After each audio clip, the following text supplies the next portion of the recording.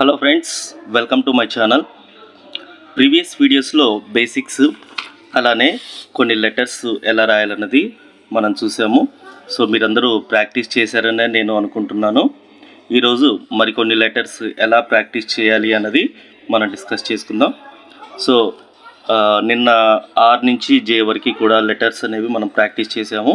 ఈరోజు మరికొన్ని లెటర్స్ అనేవి ఎలా ప్రాక్టీస్ చేయాలన్నది చూద్దాం ఇవాళ.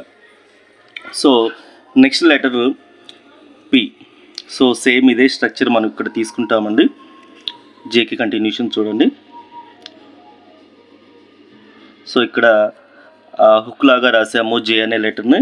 ఇక్కడ మీరు స్లీపింగ్ లైన్ అనేది ఇలా తీసుకొని రావాలి.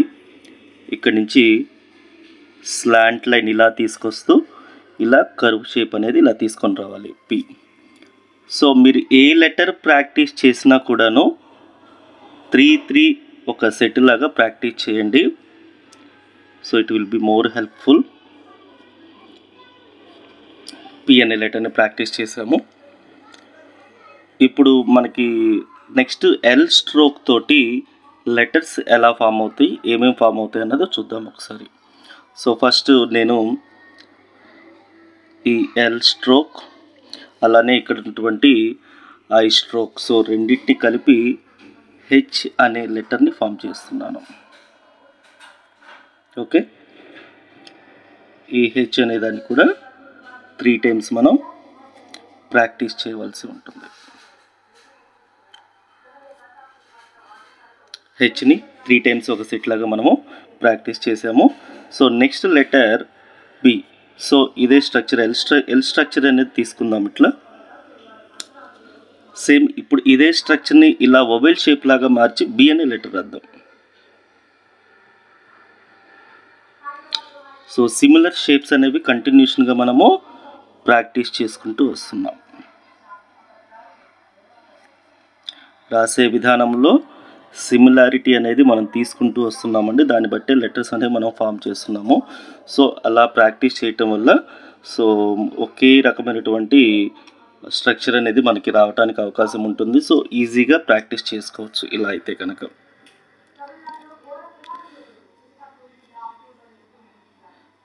నెక్స్ట్ ఎల్ అనే లెటర్ని మనం ప్రాక్టీస్ చేయబోతున్నాము. ఇక్కడ ఈ ఎల్ స్ట్రోక్కి ఇలా స్లాంట్ లైన్ అనేది యాడ్ చేస్తూ తీసుకొస్తున్నాం.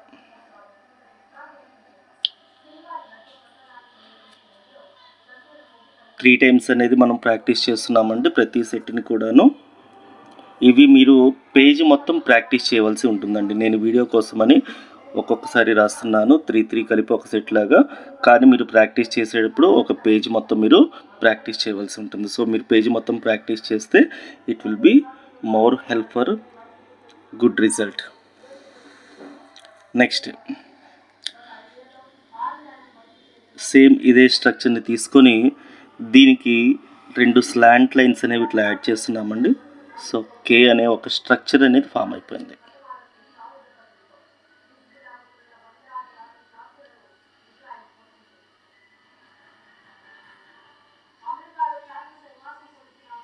కే అనే లెటర్ని ఫామ్ చేసాం.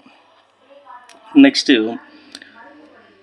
టీ అనే లెటర్ని ఫామ్ చేస్తున్నామండి. సో దీనికి 2 స్లాంట్ లైన్స్ ఇలా పక్క పక్కనే తీసుకోవాలి. ఒక స్లీపింగ్ లైన్ అనేది యాడ్ చేయాలి. సో ఇవి 2 కూడాను స్లాంట్ లైన్లోనే ఉంటాయండి. సో రైట్ స్లాంట్, ఇవి మొత్తం అన్నీ కూడాను రైట్ స్లాంట్ బేస్డ్ ఫాంట్ అనమాట. మీరు ప్రాక్టీస్ చేసేటప్పుడు లెటర్స్ అనేవి స్లాంట్గా వస్తున్నాయా లేదా అన్నది పర్ఫెక్ట్గా మీరు చూసుకోవాలండి. కొంతమంది తెలియక వీటిని స్ట్రైట్గా ఫామ్ చేస్తూ ఉంటారు. సో ఆ మిస్టేక్ అనేది మీరు గమనిస్తూ ఉండాలి. సో మీరు రాసేటప్పుడు స్లాంట్గా వస్తుందా లేదా స్ట్రైట్గా వస్తుందా. ఒకవేళ స్లాంట్గా మీరు రాస్తున్నట్లయితే కనుక ఆ స్లాంటింగ్ పొజిషన్ అనేది రైట్ స్లాంట్ వైపుగా ఉండాలి. మీరు లెఫ్ట్ స్లాంట్ పొజిషన్లో రాయటం కానీ లేదా స్ట్రైట్గా రాయటం కానీ చేసినప్పుడు మీరు వర్డ్స్ రాసేటప్పుడు కొన్ని లెటర్స్ స్లాంట్గా కొన్ని లెటర్స్ స్ట్రైట్గా వస్తాయి. సో ఆ అందం అనేది మిస్ అవుతుందండి. కాబట్టి అన్నీ కూడాను ఒకే రకంగా రైట్ స్లాంట్లో ఉండే విధంగా మీరు ప్రాక్టీస్ చేయవలసి ఉంటుంది. సో నెక్స్ట్ లెటర్ చూడండి. ఇప్పుడు ఈ స్ట్రోక్తో మనము లెటర్స్ ఫామ్ చేయబోతున్నాం. దీన్ని సి స్ట్రోక్ అని చెప్పేసి పిలుస్తున్నామండి. ఈ సి స్ట్రోక్కి ఇక్కడ ఉన్నటువంటి మిడిల్ స్ట్రోక్ని యాడ్ చేస్తున్నాం. ఏ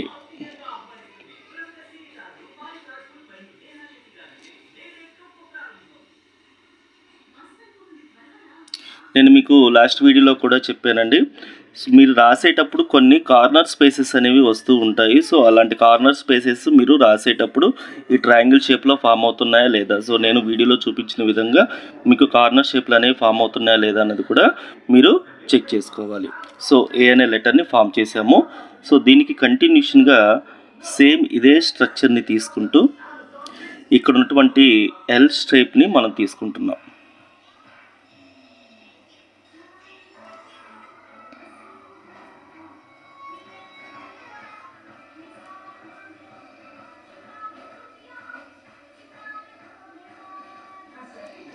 సో ఇప్పుడు డి అనే లెటర్ని ఫామ్ చేస్తాం. ఇక్కడ మీకు డీకి కూడా గమనించినట్టయితే కనుక చివరిలో కార్నర్ షేప్ అనేది ట్రయాంగిల్ షేప్లో ఫామ్ అయి ఉంటుంది.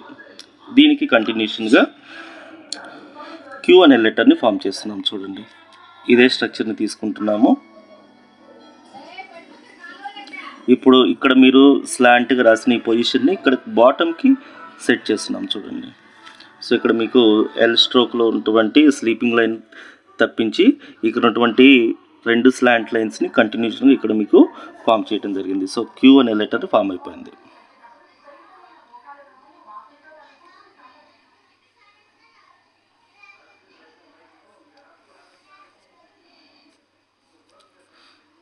దీనికి కంటిన్యూషన్ స్ట్రక్చర్ అండి ఇంకొక లెటర్ జీ.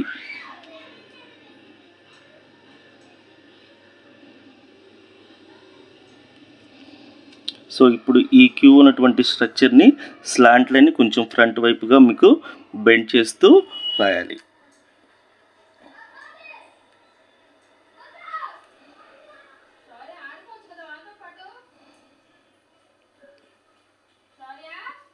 సో జీ అనే లెటర్ని కూడా మనము ఫామ్ చేసాం. ఓకే, నెక్స్ట్ ఇప్పుడు ఈ ఎల్ స్ట్రోక్ అనేటువంటి దాన్ని తర్వాత ఇక్కడ మీకు క్యూకి రాసినటువంటి స్ట్రక్చర్ని 2 కలిపి మనము ఎఫ్ అనే లెటర్ని ఫామ్ చేస్తున్నాం.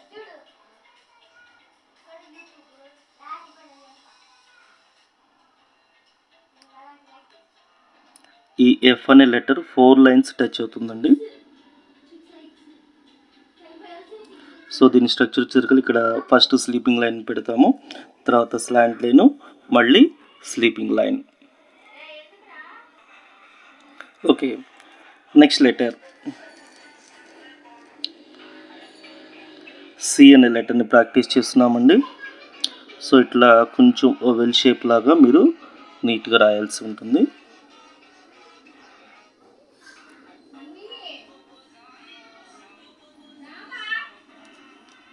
సి, దీనికి మీరు ఒక చిన్న స్లాంట్ లైన్ అనేది యాడ్ చేస్తూ సేమ్ ఇదే స్ట్రక్చర్ని కనుక మీరు రాసినట్లయితే కనుక ఈ అనే లెటర్ ఫామ్ అవుతుంది.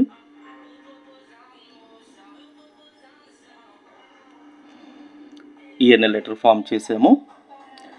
ఇప్పుడు ఈ సర్కిల్ని మనం ఓవెల్ షేప్ని క్లోజ్ చేస్తూ ఓ అనే లెటర్ని ఫామ్ చేస్తున్నాం.